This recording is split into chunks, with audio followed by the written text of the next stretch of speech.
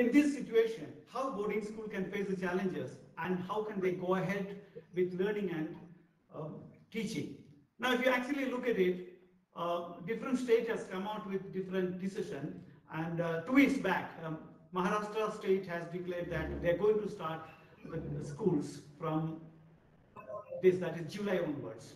Some other states are still thinking over when to start, and by and large, there is a feeling that by August, all the schools are going to be reopened. Now, if you actually look at it, boarding schools are home away from home. It's a living and learning environment. In such environment, how much are we prepared and how are we going to handle a situation in the time to come? So for this, I'm requesting some of our panel members there to address it, starting with first is Lieutenant General Surendra Kulkarni, Director of Mayo College, Ajmer, and he's also the Regional Trustee of Round Square, South Asia and Gulf region. And Mayo College is residential boys school. Second, we have Mrs. Nishi Misra, Principal of Sindhya Kanya Vidyalaya, Gwalior, residential girls school, and she is the chairperson of IPSC. Third, we have Dr. Vidukesh Vimal, Headmaster of Assam Valley School, Bandipara, Assam, and Assam Valley is a co-educational residential school. And fourth one is Mr. Kamal Ahuja, Deputy Headmaster, Doon School, Dehradun, all boys school. And we also included a student, Master Kian Godwani, because whatever we do is student-centric. These are all initiated for the welfare and well-being of our students. So it's very important to hear from the students. So Kian Godwani is the head boy of our school, Lawrence School, Lovedale, and he is a class 12 humanities students. He also will be joining in the meeting. And myself is moderator and K. Prabhakaran, headmaster from Lawrence School, Lovedale. Now I request Lieutenant General Kulkarni to address the audience. And I request the rest of the members, apart from the panel members, the rest of the people who have joined in, I request them to mute their video and audio. Lieutenant General Surendra Kulkarni will be addressing.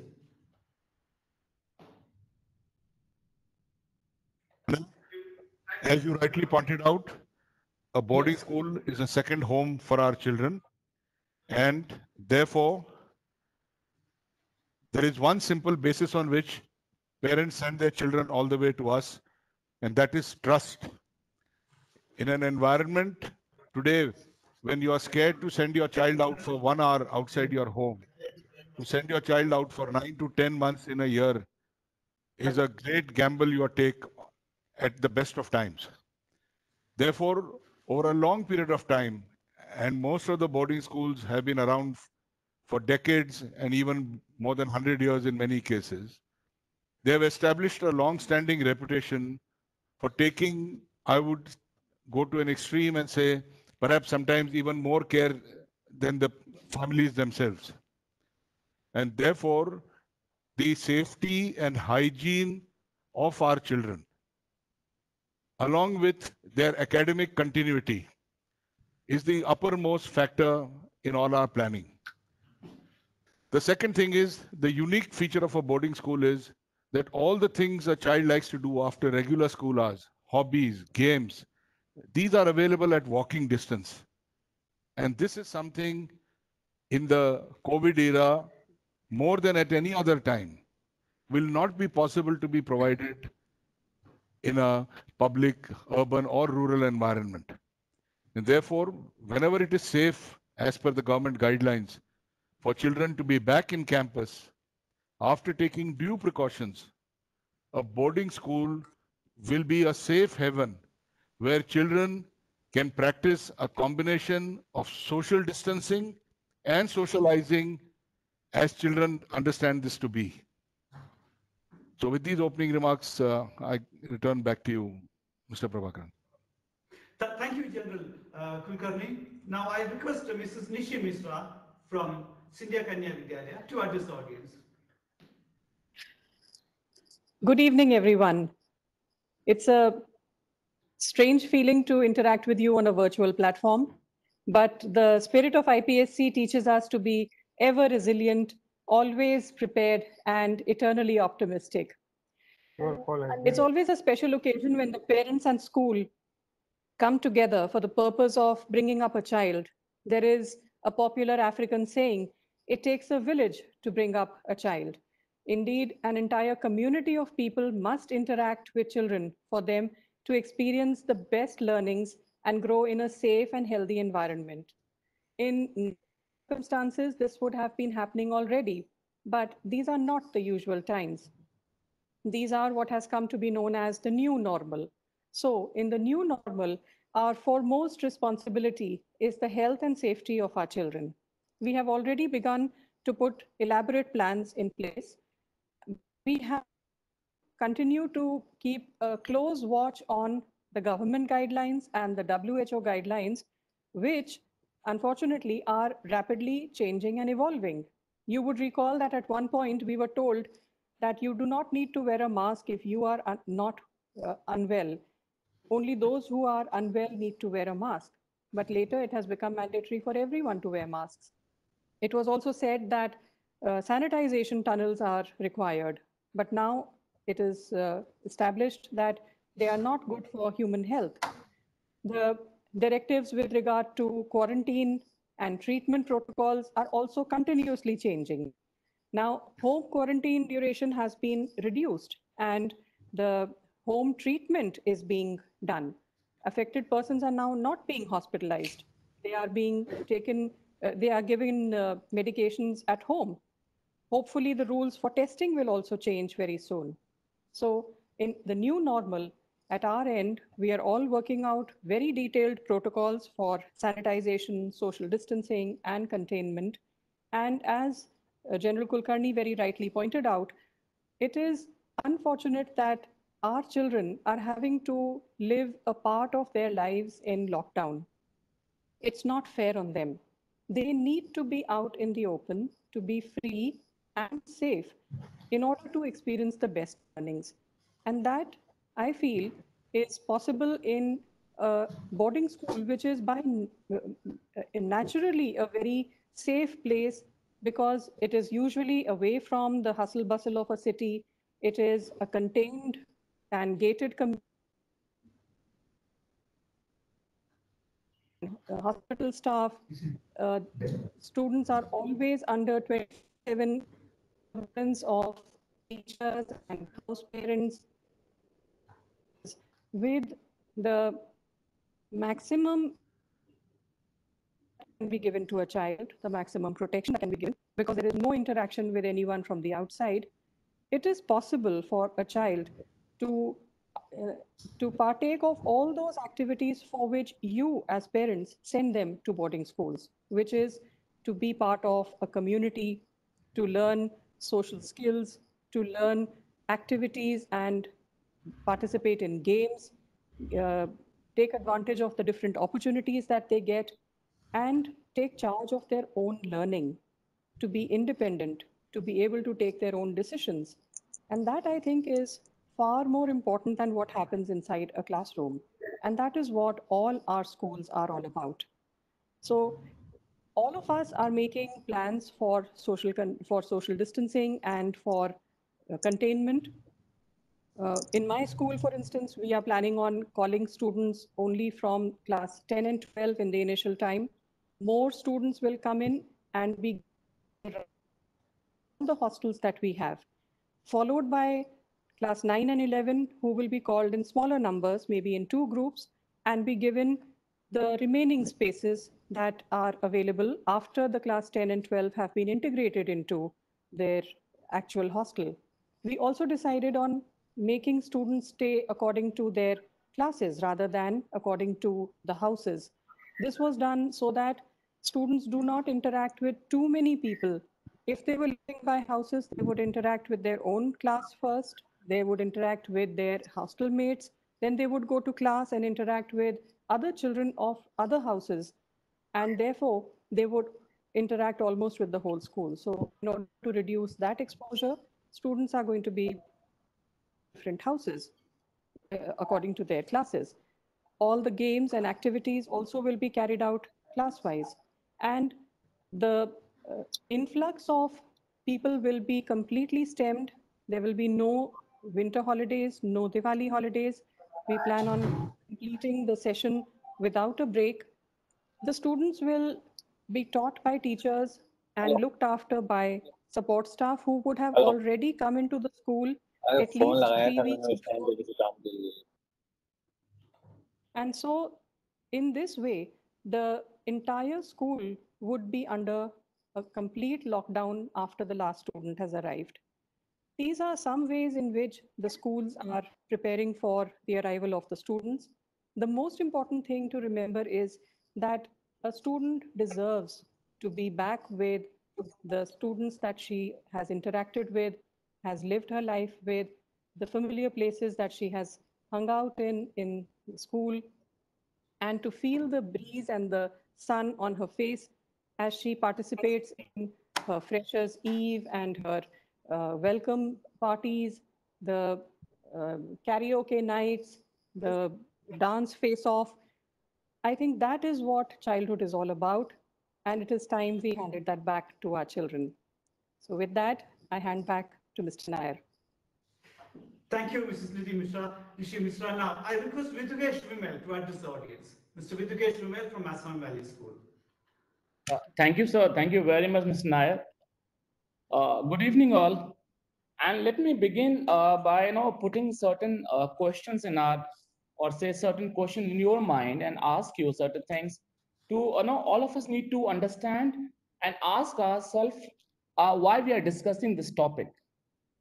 Because this is the first question which should come in mind, because we want to know about the virus, or we are worried about the virus, or the fear which is created in the name of virus. Because once this particular thing been cleared in our mind, I think there are many things which we can easily manage. And in the first place, I'm going to talk a little bit about the fear factor, which is in and around in our community, which everyone is worried about. And to understand the fear, let me talk a little bit about a phenomena which is called post-truth. Because we all need to understand that certain things are happening in our society and why that is happening in our society. If you look at the post-truth is an era or kind of concept which talks about that something has happened and then you build a fake news, fake information around that particular thing. It's not like that fake information was not there earlier. Goebbels was the expert in that during Second World War, and he was called propaganda minister. So propaganda, misinformation, disinformation, everything existed. But in our present era and present time, due to our social media, due to all kind of platforms, I think the amount of information we are getting, or the amount of things which are coming to us is phenomenal, unknowingly or unknowingly. I personally feel that we all become part of this post-truth era. And that's why what happens, all kind of information, all kind of things been shared with each other. And that sharing lead to huge amount of fear. Huge amount of fear in our mind that, okay, what will happen? What will happen? And my understanding is if we can manage the fear, then definitely we can manage the situation which is arising due to the corona thing. And my understanding is how to manage the situation due to the corona thing. And the answer is very simple. We need to have strategies in place, as ma'am just mentioned. We need to have some infrastructural things in place in our organization.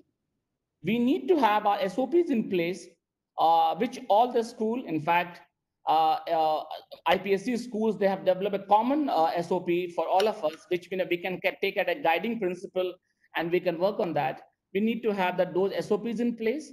And once those things are in place, I think we are very much ready to welcome our students back to the campus. And that's why my understanding is we must ask the question that what kind of preparation your what school is doing. That should be the question, rather than thinking about virus, thinking about raids, thinking about the different kind of data, different kind of information. Because trust me, those data and those informations are not reliable ones, and are all the perception, whatever we are operating from, the fear which is generating our mind is coming from the social media, that WhatsApp, that Facebook, all kind of thing. And my earnest request to all of you is If you want to have the right kind of data, go to the right source. Go to Ministry of Health, go to government websites, go to WHO, and try to get the information from there. It will help you to manage your fear. And once that is sorted, I guess more or less all the schools, all the boarding schools were very much ready to welcome our students back on campus. With this, I stop here, Mr. Nair, and I'll again come back. Thank you, Mr. Vidyagesh Kumar. Now I invite Mr. Kamal Ahuja from Doon School, All Boys School, to address the audience. Mr. Kamal Ahuja. Thank you, Mr. Nair. Thank you. So what I'm going to do is I'm going to actually talk about eight points in terms of how boarding schools are looking at the future and what they're currently doing. So the first thing, and this has been very rightly pointed out, that boarding schools are probably more well equipped to handle a contained environment because they're designed in that way. The second point is the location of boarding schools. So many boarding schools are located in areas where they are not very near the city, or at the same time, even if they are near the city, it brings me to the third point that all boarding schools by design have campuses, and those campuses provide the opportunity for a gated community. They have a wall, they have campus boundaries, and that itself is an advantage in the given situation if you want to bring in protocols which involve physical restrictions. Having said that, fourth point is the most challenging one. We've been talking a lot about this concept of social distancing. I think we also need to very clearly distinguish between social distancing and physical distancing. To be honest with you, the very word social distancing brings a lot of resistance in our minds. And the reason is human beings by nature are social. We are social. That's how we are designed. We lived in communities, we live in groups, we live in families, we're surrounded by neighborhoods. So when you use the word social distancing, that's where the resistance gets built up to this change that is required given the current scenario. And therefore, we need to very clearly identify that you can be connected socially. I mean, right now on this wonderful platform, we're all speaking, we're all connected, we're all in real time interacting with each other, but we need to be physically distant. Now, schools, again, and I use the word challenge, underline, are not designed to have physical distancing because it involves a lot of collaboration. However, given this situation, we will now have to bring in physical distancing. And if we are bringing in physical distancing, we need to put in place, like very rightly pointed out, how we want to use our open spaces. So just because they are open spaces does not mean that physical distancing is going to be automatically maintained. Those physical distances have to be defined in those open spaces. And there are different norms. Those norms are fast changing. Those norms are moving in from maybe 6 feet to maybe something else in future, but we'll have to keep our minds on that. As far as reopening the school is concerned, and this is the sixth point, the reopening of schools in different parts of the country, of course, there are going to be guidelines from central and state authorities, but it's also going to be based about risk assessment levels and travel advisories. Now, as far as boarding schools are concerned, our kids are based all over the country, all over the world, in different parts. They can only travel based upon those travel advisories that they receive, and we have to be mindful upon that. Based upon that, coming to the seventh point, there has to be a staggered return plan for all boarding schools. We all understand that you cannot bring in your entire student body on one day. How do you develop that framework? Again, has to be contextual. What we've done is we've not really given a date, but we've identified a 28-day framework of return of our students. Depending upon when is the first day that people can actually physically travel to school and start entering the gates. That's the first thing.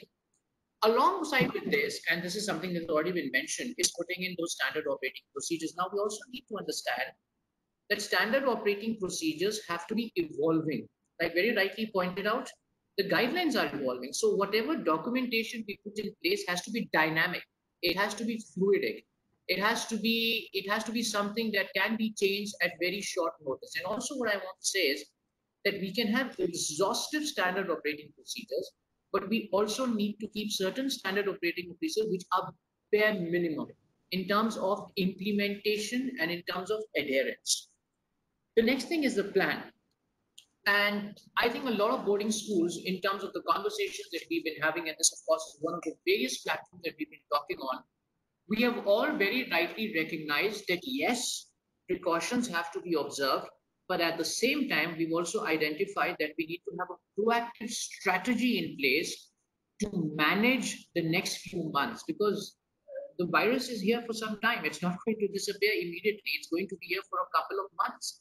And if it's going to be here for a couple of months, we need to have a proactive managing strategy on how we reopen the schools. And this has been the dialogue that has happened exhaustively across schools. So the plan, I know that a number of schools are planning this, including us, is that what would the future look like if you're still going to be on online platforms? What would it look like if you had a blended approach? And a blended approach is where some students have physically traveled down to school, others are still in their homes. Then you're going to have a mix between online and face-to-face transactions. And apart from that, what if everybody is back on campus? Even then, would you be in a position to bring in everybody into the academic spaces on the same day? Now, this will also depend on the layout, it will depend on the size, it will depend on the infrastructure.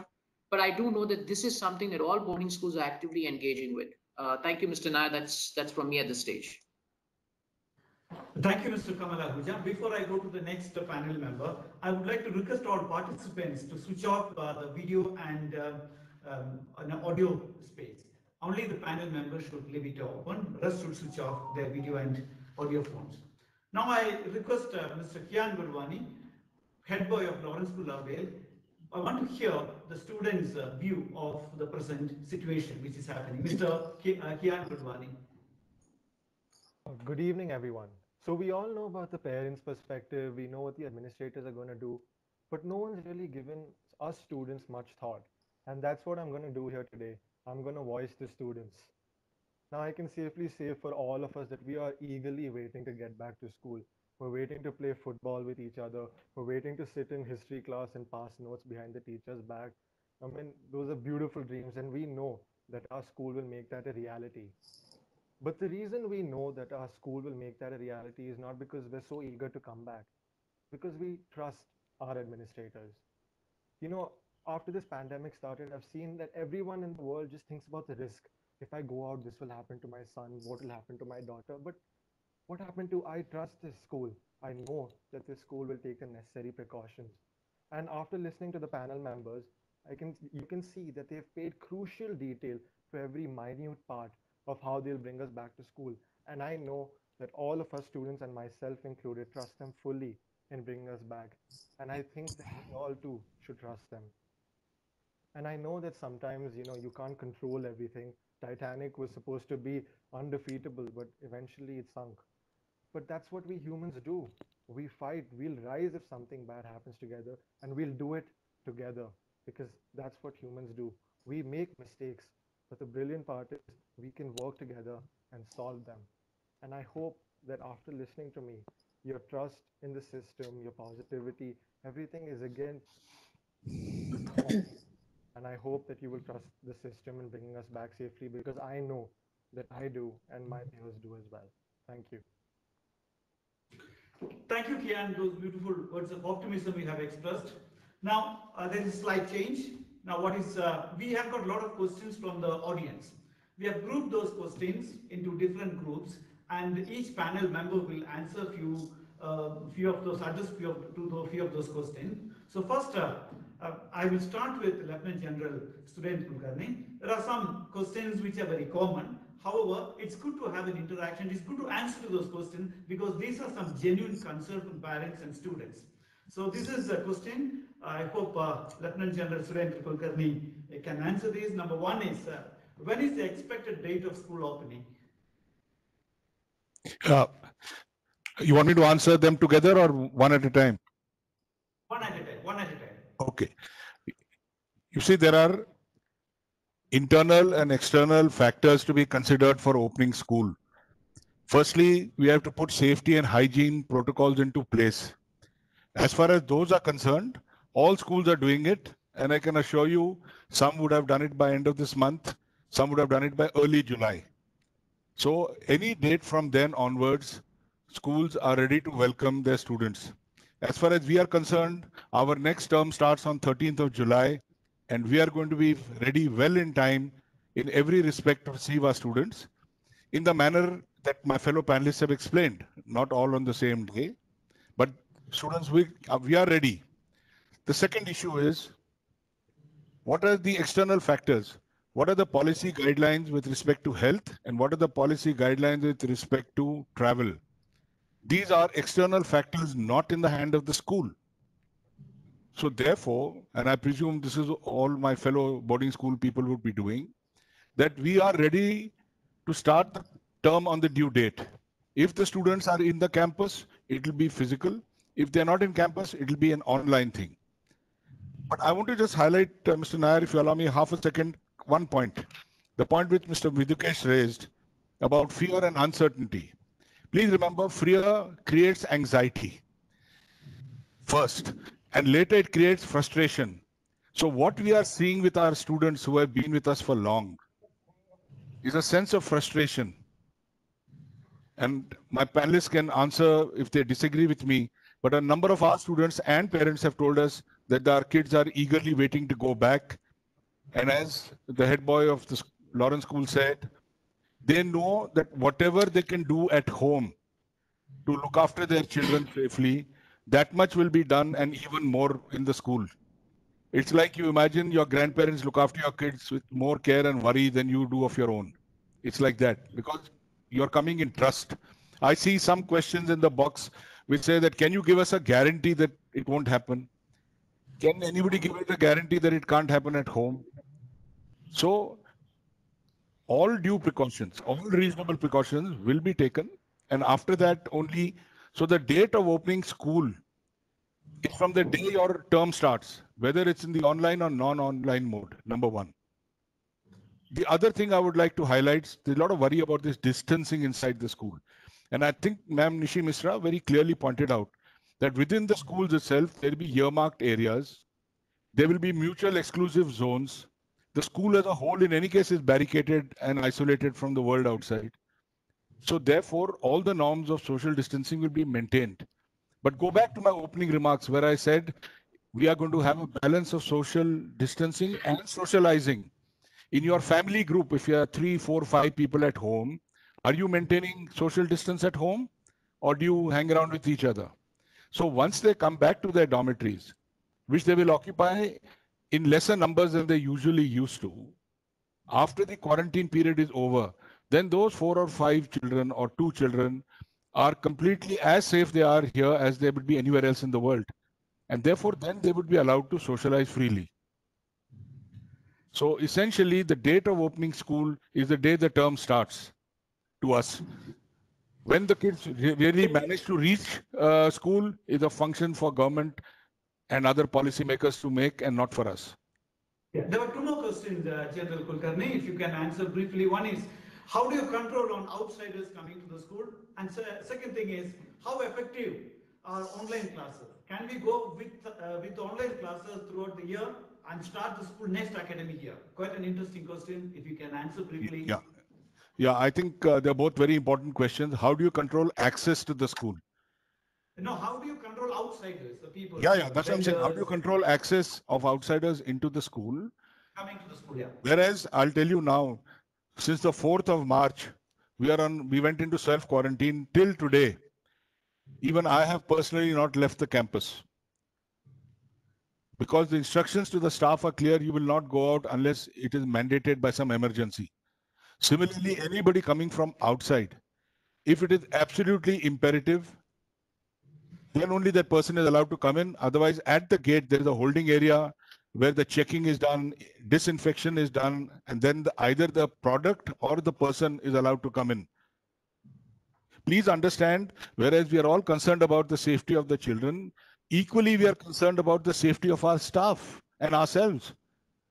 So whatever precautions parents are expecting to be taken for their children, rest assured we are also taking the same precautions for our staff, their children, and ourselves. All right, General Saab, the third point is about online classes. Online Online classes can never be a substitute for the real school in a boarding school. As everybody has pointed out, it is this hobbies, games, other activities that happen. Now, immediately, based on the health norms, suppose you are not allowed, you have to maintain distance. You can't start a football match on the day the children come. So therefore, physical activities will be so planned that they don't have to be in contact with each other. For example, all boarding schools have vast open spaces. They can organize yoga, they can organize calisthenics, they can organize non-contact sports. You can practice on the squash wall without having to actually play with others. There are many things that will be done, but gradually we will be able to ease into the position. Now the question of online classes is this, that please understand, for the teachers, it takes longer to prepare an online class for a shorter engagement time with the students.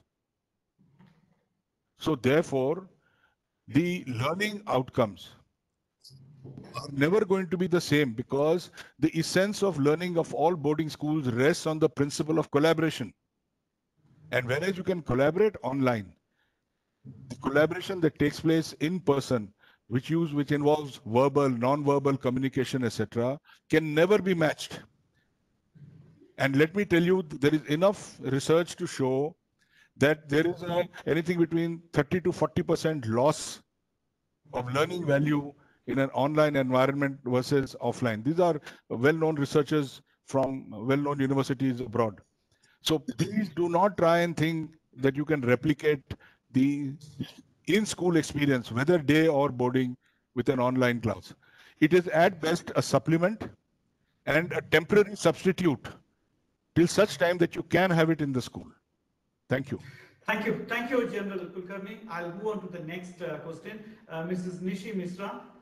First, I'll ask you 3 questions. Number 1 is, how is the school prepared to implement social distancing in dining hall, in dormitories, classrooms, and sports field? If ma'am can give us a... Right.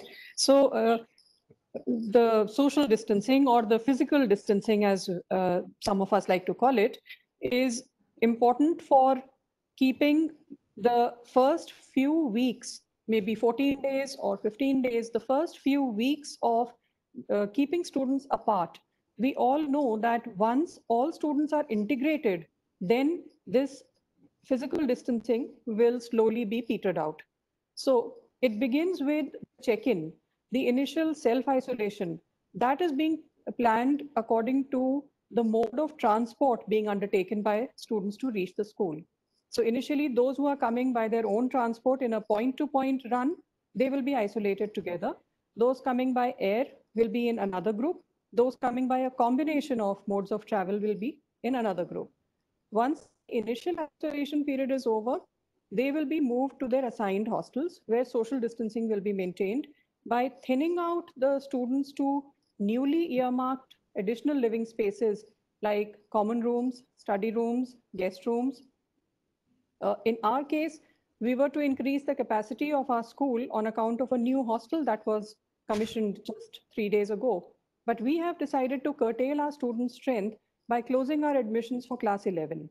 So more additional sections are being created in different classes to maintain distance. We are creating an additional dining area by renovating a building which we were proposing to use as a sports facility. So this way, 2 dining venues will run simultaneously.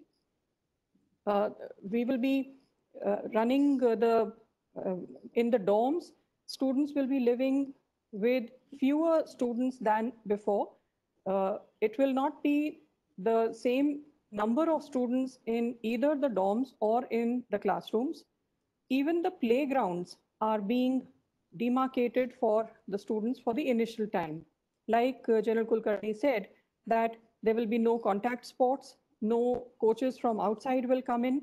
There will be fields which will be earmarked for certain classes only. If they are using the same space, then they will not use it on the same day. Perhaps they will use it in a staggered way. All equipment will be sanitized after each use.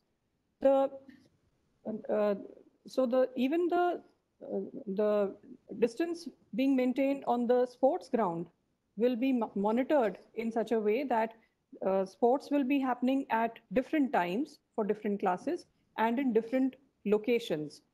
That is how the sanitization and the distancing in dining hall, dorms, and classroom sports fields will be maintained. It is also important to understand that the provisions coming into the school will be through the barricaded peripheral roads to holding areas, which will ultimately open out onto the kitchens, where all the products will be sanitized and held for the appropriate time according to the category of items. But it's important to understand that as the lockdown lifts, even partially, we have all become aware that we cannot continue to remain in the confines of our homes for the rest of our lives. Now, as we come out, there are only two things with which we can protect ourselves. One is building our own immunity, and the other is taking all the precautions for hygiene. So, all schools are planning a menu which is going to be focused on all round growth and building of immunity for students. There will be additional. Thank you, ma'am. There's a very, very valid question going to come. I'm really understand the concern of the parent. What will the school do in case a student tests COVID positive while at school? Absolutely. So that is a very, very important SOP to have in our schools. When the students are coming into the school, we have to be prepared for the worst and hope for the best.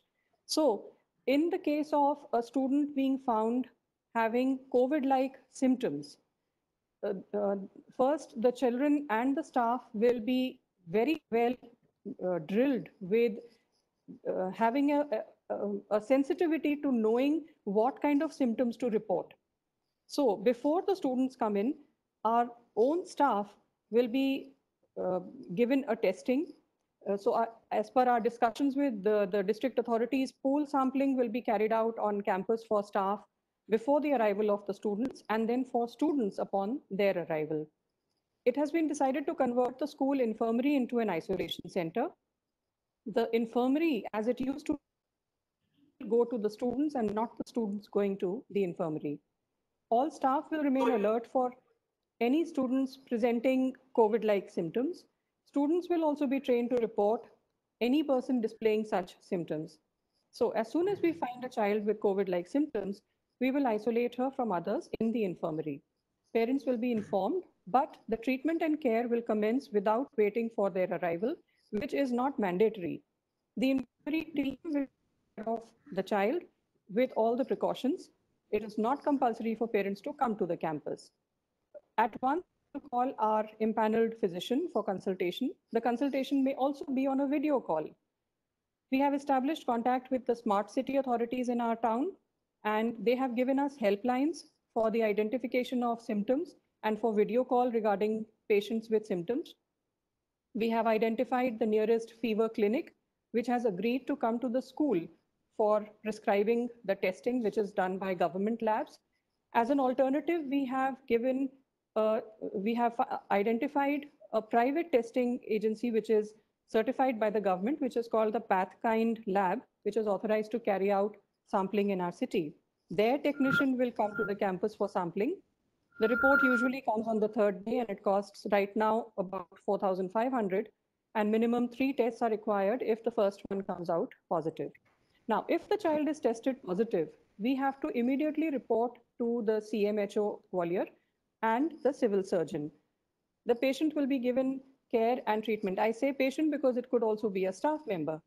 And the treatment will begin as per the guidelines by the COVID hospitals, of which there are 3 in Gwalior.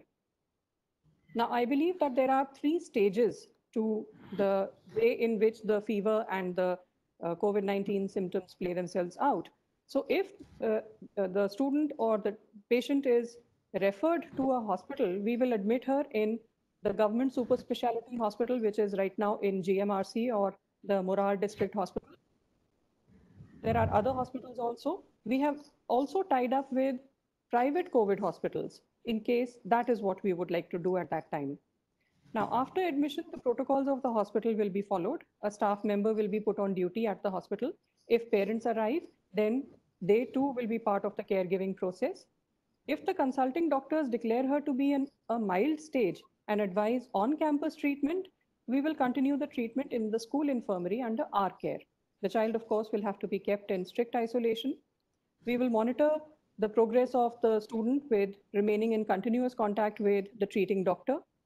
Primary drugs to be used in treatment are already being stocked along with the regular ones in our own infirmary.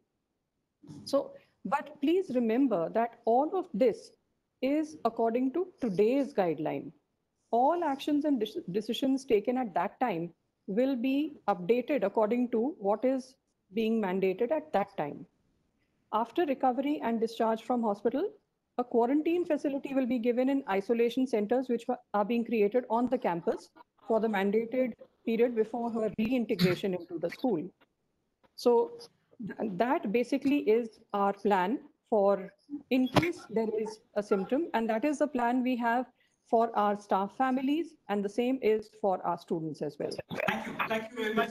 Thank you very much, Mrs. Nisi Mishra. Now I'll request Mr. Vidukesh Vimal to address few questions. Number one is how to handle fear in the minds of students and teachers, the influence of social media. Mr. Vidukesh Vimal. I think Mr. Vidukesh. So now, can you give me 30 seconds, please? There are a lot of chat things in the chat box about what will happen about safety of children when they come. I would like to tell all the listeners that in all the boarding schools, even as we speak today, there are between 300 to 500 people living on the campus. For the last 3 months, people are living on the campus, which ma'am has explained with such great detail, are in place in the campus even for we are not, it's not only for the students, please understand this. So for 3 months, all boarding schools have got their staff staying on families continuously. So please understand that all these concerns, how will happen if somebody comes in from outside, inside, all those concerns are live for us on a running basis daily. Sorry, Vidukesh, I just saw so many chat messages. Okay. Vidukesh, are you there? Just a question, how to handle fear in the minds of students and teachers. Maybe Vidukesh may join sometime later. I'll move on to Mr. Kamal Ahuja, Deputy Headmaster of Doon School. Mr. Kamal Ahuja, what are the guidelines for maternity boarding house staff and other staff in the school as far as the entry of students back to school is concerned? If you can brief it up, we're running short of time. I'll do that. Thank you. I think, in fact, Nishi ma'am has to an extent even answered this question. So as we all mentioned that you need to have standard operating procedures in place regarding your living spaces. Boarding houses, again, the very question is contextual because everywhere boarding houses have a different kind of layout, but the boarding house teams have to work it together to first of all identify what kind of return plan does the school have. So there's going to be a staggered return plan for what is coming across many schools. And when students come in, quarantine directives would have to be followed. And these directives, again, are based upon what the central and state authorities are saying. But in addition to that, schools will have to put into place their own quarantine procedures. So students come in, they have to be places where they're kept into a certain amount of isolation for a number of days. Again, when I say isolation, it's not social isolation, but quote unquote, the physical isolation, so that a certain amount of physical distancing is being maintained. Now, the main thing that has to be looked at is the living space, which in terms is the dormitory. Somewhere you have 10 students, somewhere you have single rooms, somewhere you have 4 students living in a room. Those living spaces will have to be reconverted, and we will have to reimagine how students are going to occupy those living spaces, because the concept of distancing now is much more than what it was before. So where you had maybe 6 beds, you may have to bring it down to 2 beds. Or maybe where you had 10 beds, you may have to bring it down to 4 beds. Which means that other rooms, for example, the study areas where students sit down and study during their study time, will also have to be reconverted. So a blend between study areas and beds and living spaces will all have to be reimagined. That's the first thing. The other thing is you'll also have to stagger bath timings, because now boarding houses also have certain number of bathing facilities and washroom facilities as a ratio to the number of students who are residing in the particular boarding house. So that will also have to be reimagined, which therefore affects your daily schedule in every boarding school. So the schedule has to be made in a way that on one hand, you may even have a staggered meal timing, but you're also going to have a staggered bath timing. The most important thing is students have to be given their personal kits. Personal kits, now this again, I have a mask with me right now. Okay, directives, 3-layered mask, all of that is there, following it. But this might change. So does that have to be a mask? Does it have to be a face shield, hand sanitizer? All of those things will have to be there, and they will have to be constantly replenished. They will have to be constantly replenished because they have to be refilled, or they have to discard certain things that they're using. In addition to that, ventilation, all of these things will have to be put into place. And most importantly, you will have to identify the optimum number of students that can be kept in a boarding facility given the overall number of students that are coming back? That's to answer the first question, sir. There's a very interesting question from one of the parents. I'm very thankful to that parent to ask that question. As parents, how should we prepare to send our children to the boarding school? It's a Okay. concern. Right. So the first thing is talk to the school directly. This is one piece of advice that I want to give to every parent who's listening. I'm a parent myself. I have 2 school-going children.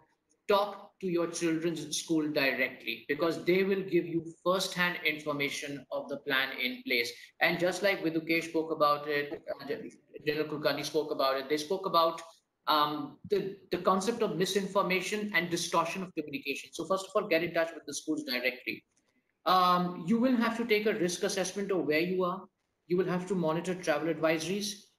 If you can travel down to the school by road in your own vehicle, that is the best way to do it. If not, air travel also now has a lot of measures in place. But before you send your children back home, the school authorities might themselves also ask you to undergo certain testing. They may recommend or they may mandate that you undergo COVID-19 tests. You may take a certain amount of flu shots, vaccines. All of these things is where the school has to be communicating with parents in advance. COVID-19 test, again, like I said, will depend. And it's been very rightly pointed out also prior to my conversation as a panelist, that there are designated places which have been identified in different cities, in different states. Make sure that you get it from an authorized place. You will have to equip your children now with a laptop and phone because even when they're on school and they're going back into a boarding space, they will have to use these devices because it will help them not only in terms of being in touch with you, but it also help them being in touch with their studies. And again, when they're in boarding school spaces, there might be that blend between face-to-face interaction and what you call actual online classes that might be taking place. So both of them will have to be taken into consideration together. And Last question, Kamal. yeah, There's sure. one- Yeah, one question. Curriculum transaction, exams, and how is it going to be there? And will there be any reduction of syllabus? Okay, just before I answer this question, this is my favorite question, and I've talked about it in the past also.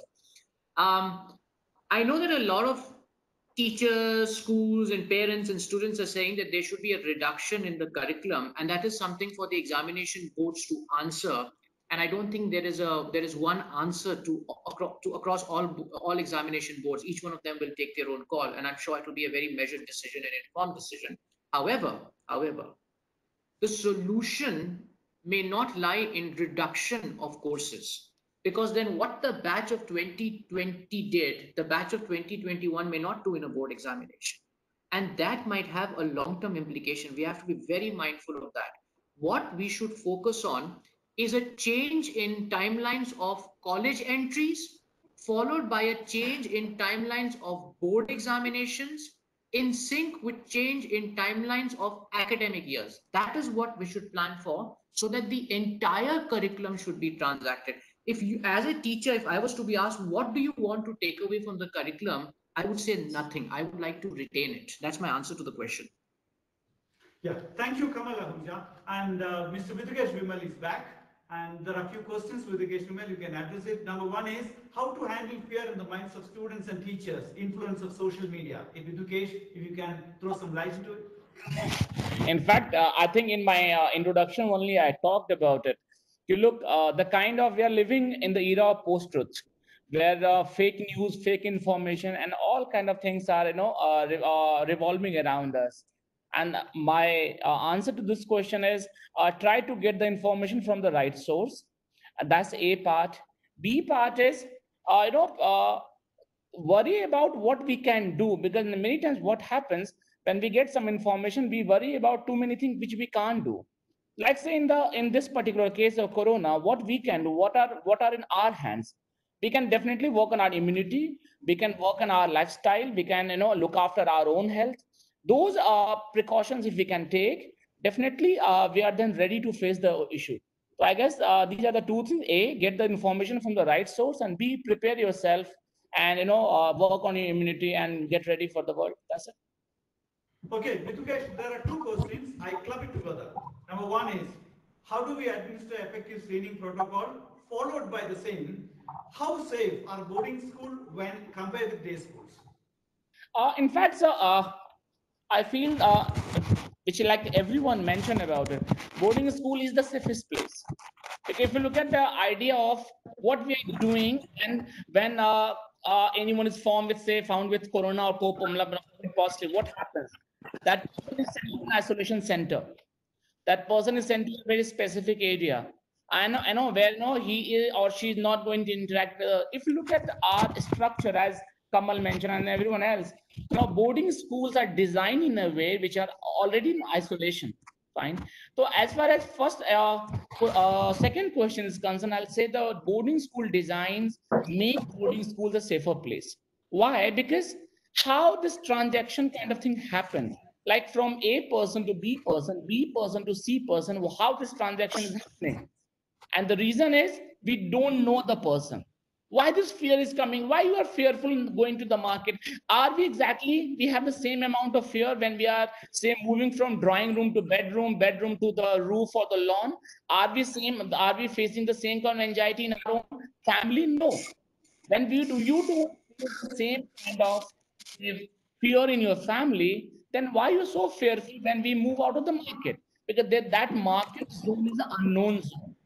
But as far as boarding school is concerned, I feel boarding school is very much known zone, very much isolated zone where everyone knows each other.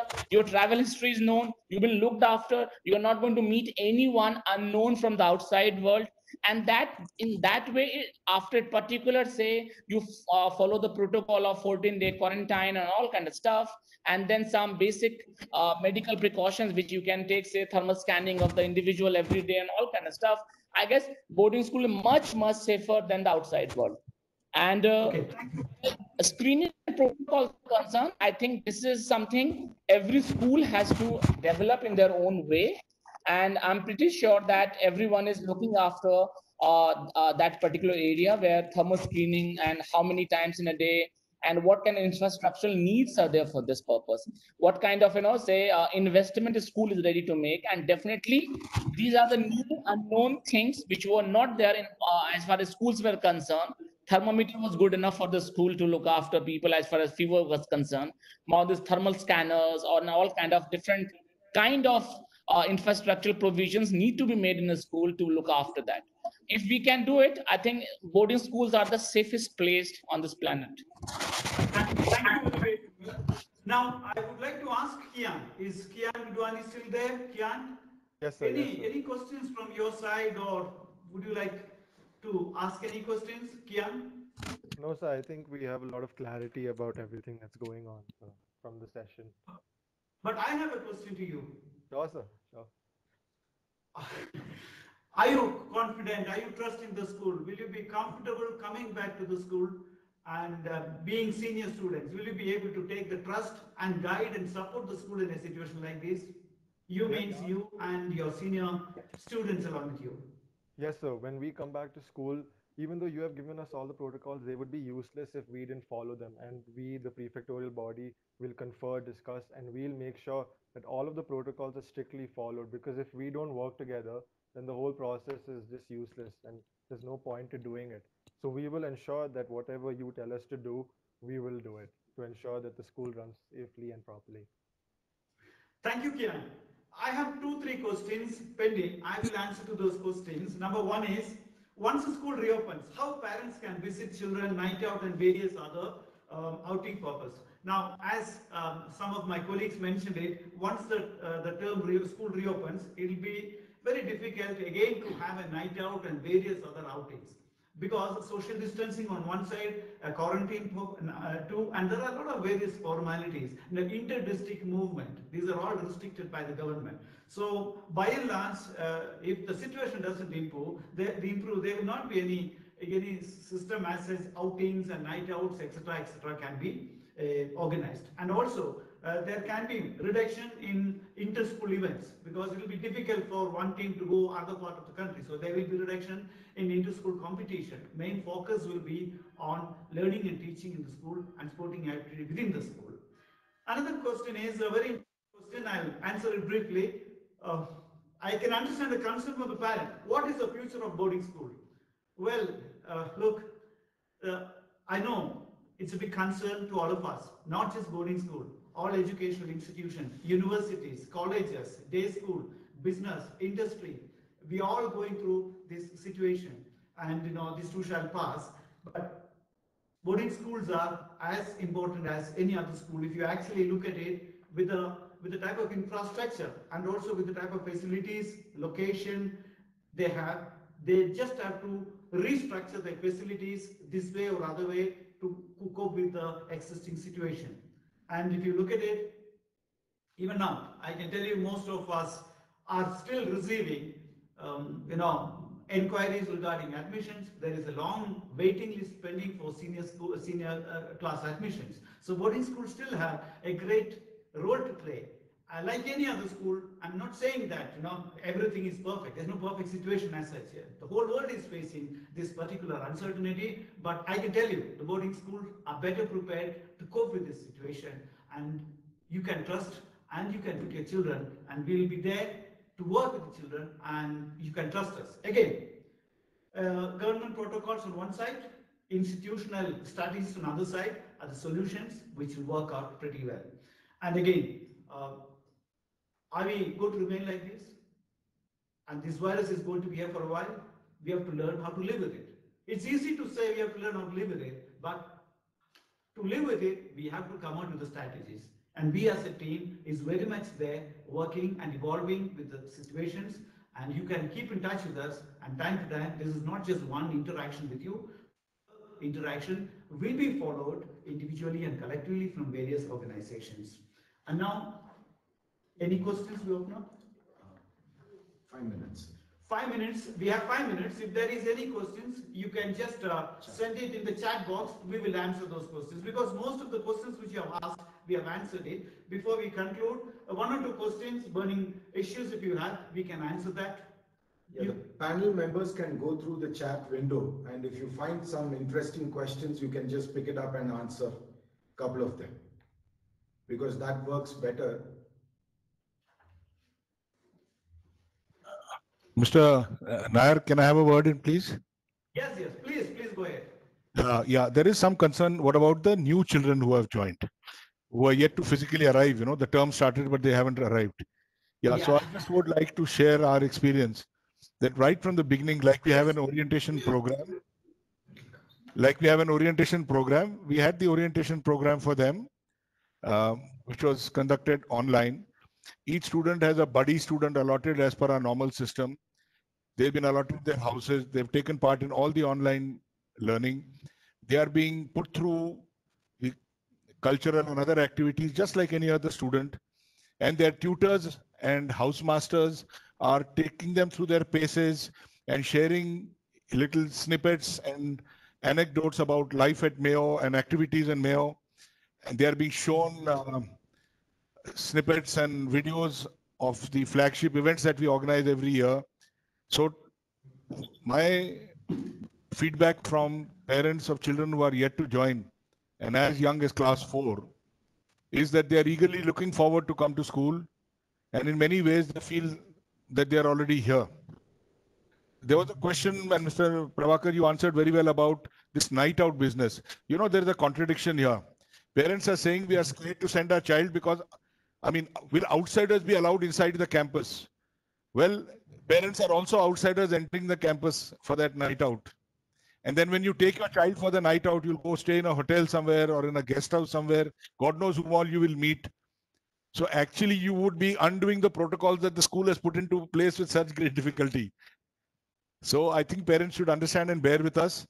In March, before the school shut down, we had closed the outings. After the initial, feeling bad, parents actually thanked us for doing it. Thank you. Any more questions cropping up? Yes, anyone else from the panel, would you like to Anyone else answer? from the panel? So I will conclude this session with 2-3 points. Number one is, look, again, it depends upon the government decision. We are waiting for the decision from the state and central government authorities. Once it is declared, all the schools will be in touch with you. Definitely there will be a gap of 1 week to 15 days. That time is more than enough for us to communicate. And there are two areas which we have to look into it. Number one, as per the government protocol, the children below 10 years old. That is one group which requires special support and special consideration. And the other one is the children who are having multiple medical issues, asthma, bronchitis, etc. And again, they're all a part of our community. It's not that we'll accept them. We will take them along with us, but there will be some special arrangement made to such students because they come under the risk category. Apart from that, an average student can easily cope with the present situation. And of course, all boarding schools are designed in such a way that we bring our children to face any challenges. Thank you very much.